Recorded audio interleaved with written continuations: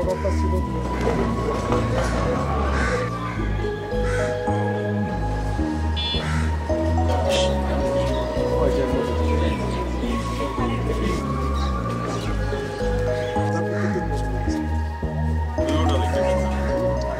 দুই 2023-24 অর্থ বছরে পিরোজপুর সদর হাসপাতালে বিভিন্ন আইটেমের ঔষধ এবং এমএসআর সামগ্রী সরবরাহের জন্য একটা দরপত্র আহ্বান করা হয়।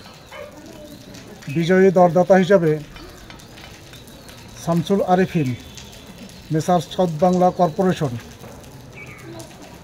কার্যাদেশ প্রাপ্ত হন। কার্যাদেশ প্রাপ্তির পর উনি কোনো ঔষধ সরবরাহ করেননি। ঔষধ সরবরাহ না করা সত্ত্বেও হাসপাতাল কর্তৃপক্ষ তার অনুকূলে প্রায় 2 কোটি টাকা পরিশোধ করেন এবং মিথ্যাভাবে শুধুমাত্র রেকর্ডপত্রে ঔষধ পেয়েছেন মর্মে রেকর্ডপত্রে হিসাবভুক্ত করেন এবং বিতরণ দেখান।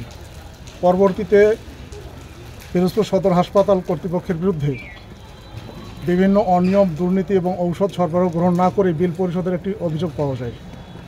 আমাদের দুদকের এনফোর্সমেন্ট টিম গত 27/1/2025 তারিখে একটা অভিযান পরিচালনা করে। অভিযান পরিচালনাকালে এই অভিযোগের সত্যতা পাওয়া যায়। অভিযোগের সত্যতা প্রাপ্তির পর হাসপাতাল কর্তৃপক্ষ সরবরাহকারীর সঙ্গে যোগসাজশে সেই 2023-24 অর্থ বছরের ঔষধ সরবরাহ গ্রহণের ব্যবস্থা গ্রহণ করেন। আমরা এই তথ্যটি গোয়েন্দা সূত্রে অবগত হই। গোয়েন্দা সূত্রে অবগত হওয়ার পর গত রাত থেকে আমরা এটা মনিটর করি এবং আমরা এক পর্যায়ে জানতে পারি যে আজকে ভোরবেলা একটা ঔষধ ভর্তি ট্রাক হাসপাতালে প্রবেশ করবে।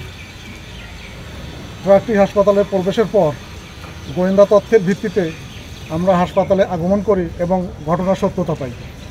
তৎপরিক্ষেপে আমরা ট্রাকসহ ঔষধ এবং এমএসআর সামগ্রী আটক করি এবং বিজ্ঞ নির্বাহী ম্যাজিস্ট্রেটের সহায়তায় আমরা একটা ইনভেন্টরি তালিকা প্রস্তুত করি এবং বিজ্ঞ ম্যাজিস্ট্রেট ইনভেন্টরি তালিকা প্রস্তুত করি। ইনভেন্টরি তালিকা প্রস্তুতের পর জব্দকৃত ঔষধ এবং এমএসআর সামগ্রী হাসপাতাল কর্তৃপক্ষের জিম্মায় প্রদান করা হয়। পরবর্তীতে আমরা কর্তৃপক্ষের সঙ্গে আলোচনা করে এই বিষয়ে আইনানুগ পদক্ষেপ গ্রহণ করব। 22টা আইটেমের ওষুধ এবং এটা এখনও হিসাব বিকাশ করা হয়নি যে কত টাকা মূল্যের ওষুধ। আমরা শুধুমাত্র 22টা আইটেমের ওষুধ এবং শতাধিক কার্টুনে এটা পাওয়া গেছে এবং এটা আমরা ইনভেন্টরি তালিকা প্রস্তুত করেছি। আমরা রেকর্ডপত্র যাচাই বাছাই করে যেনারা এই প্রক্রিয়ার সঙ্গে যুক্ত আছেন এবং সরবরাহকারী যারা আছেন তাদের বিরুদ্ধে আমরা আইনি পদক্ষেপ গ্রহণ করি।